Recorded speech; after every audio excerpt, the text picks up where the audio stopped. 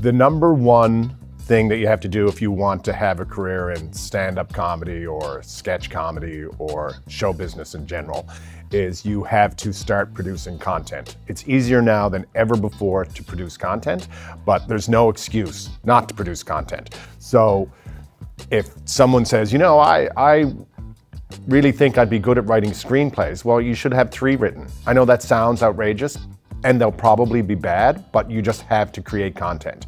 I was lucky that when I started out, we created a vast amount of content. I was in a comedy troupe.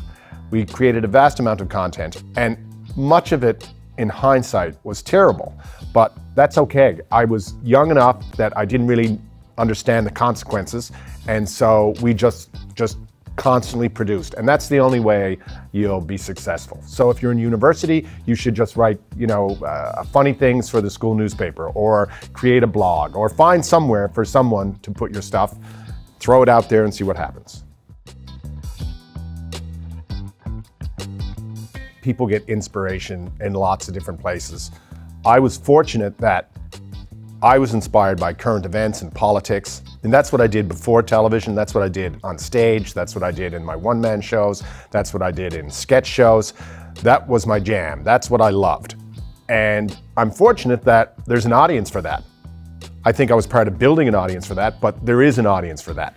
And so I'm lucky. If you had gotten, you know, if I'd gotten my inspiration from opera, and that was my thing, it might be harder to find an audience, but you can't. You have to go where your heart and your interests take you, because otherwise you don't have a voice of authority. You need a voice of authority. I was a dishwasher. I was a waiter at the Duckworth Lunch for a long time. I used to clean the floors at the Continental Cafe. It was my job to go in and wash the dishes from the night before at the Continental Cafe. I taught theater. I didn't know anything about teaching theater. I would still be up. I was that age. Like oh, I've got to teach theater at 8 o'clock on Saturday. That's okay, I'll stay up. Stuff like that. You know, that was early in my career that I did those jobs. And, you know, I ended up on television, so I got to stop doing those jobs.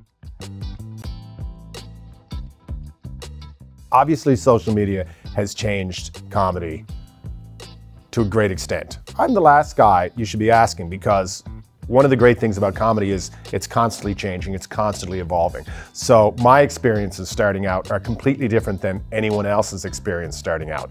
But there's something very exciting now. You know, I'm originally from Newfoundland, and I haven't lived there full time in quite a while, but I always had an idea of who was doing what in theater and comedy. And a couple of years ago, I went home and someone said, oh, have you heard about this guy? And I said, no, I haven't. And they said, he just sold out Holy Heart for like 2 or 3 nights. That's 1,000 seats. I'm like, what? He sold out Holy Heart for two or three nights?